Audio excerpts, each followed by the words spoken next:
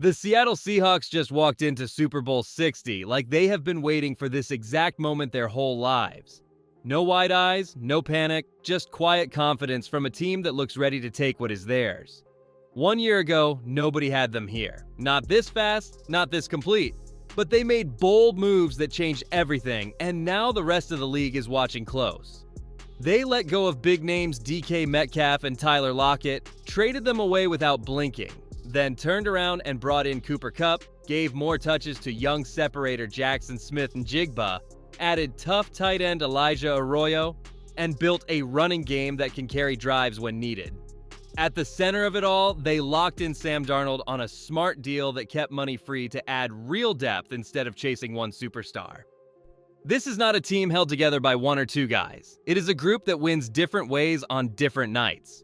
But the scariest part is what sits underneath that offense. A defense that plays with veteran control and finishes every play, led by linebacker Ernest Jones, who sets the tone on every snap. This feels like a plan that was drawn up long before the season started, and now they get to show the whole world why it works. Starting with the man under center and the attack built around him. But before we get into that, hit that like and subscribe button for more Seahawks and all the NFL content. Let's aim for 500 likes on this video. Here's what makes this Seattle offense so tough to stop. They don't rely on one guy to carry everything. Sam Darnold sits in the pocket, calm as ever. Reading defenses like he's been doing this for years, making smart throws that keep drives alive without forcing anything risky.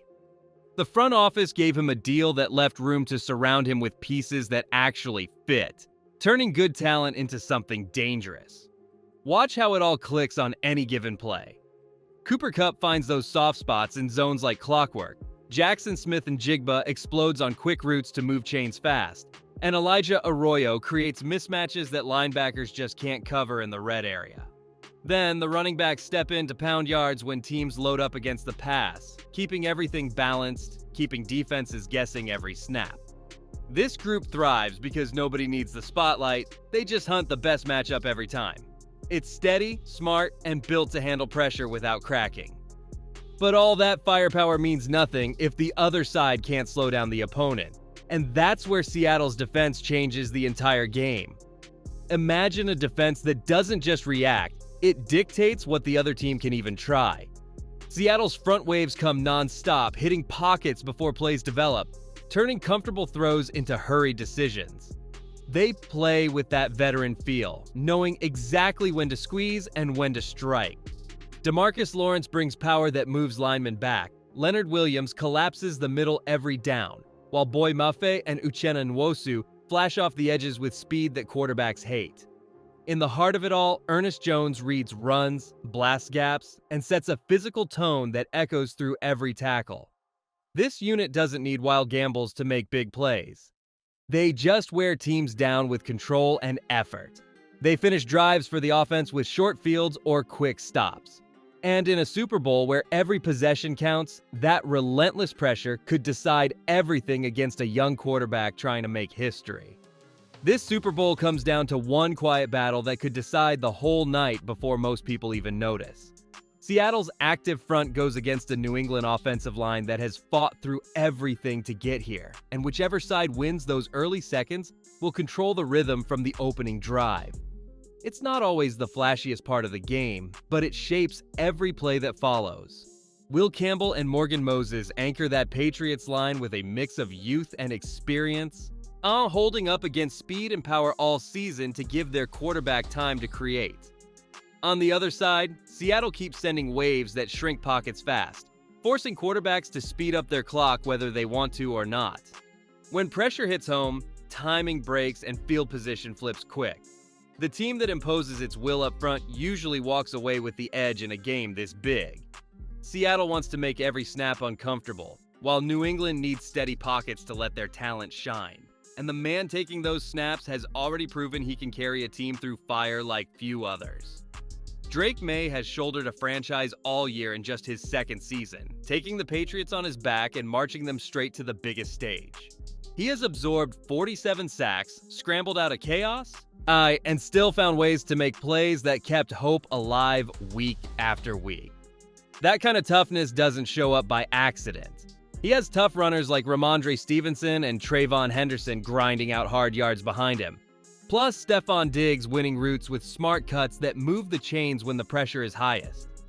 Every time he extends a play or delivers under contact, you see a young quarterback growing into the kind of leader fans dream about. This is his chance to start writing his own chapter after the Brady era. The question everyone wants answered is whether that resilience can shine brightest when the lights are hottest and the hits matter most. Win or lose, he's already shown he belongs. But the real spotlight in this game isn't just on the players, it's on the coaches calling the shots from the sideline.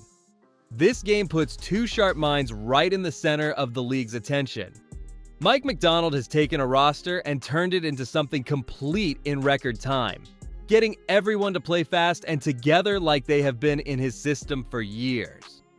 His calm on the sideline hides how much detail goes into every call. Clint Kubiak designs plays that look simple but always find the open man, giving the quarterback easy answers no matter how the defense shifts. The offense moves with rhythm because the plan is clear from the first snap to the last. Teams around the league already see how well it works. A big performance here will have owners calling fast. Clubs like the Cardinals, Raiders, and Chargers need exactly this kind of direction. But the real conversation waiting after the final whistle isn't just about coaches moving. It's about who might end up owning the entire franchise. The biggest story around Seattle right now isn't even on the field. Quiet reports keep circling that the team could go up for sale after this season, with a price tag that would set records. The estate has said nothing is set, yet everyone knows change is coming eventually. Paul Allen wanted both his teams sold one day, and the Trailblazers are already deep in that process. Now the Seahawks arrive at the perfect moment, contending for a title with young leadership and a clear path forward. Any new owner would step into a ready-made winner.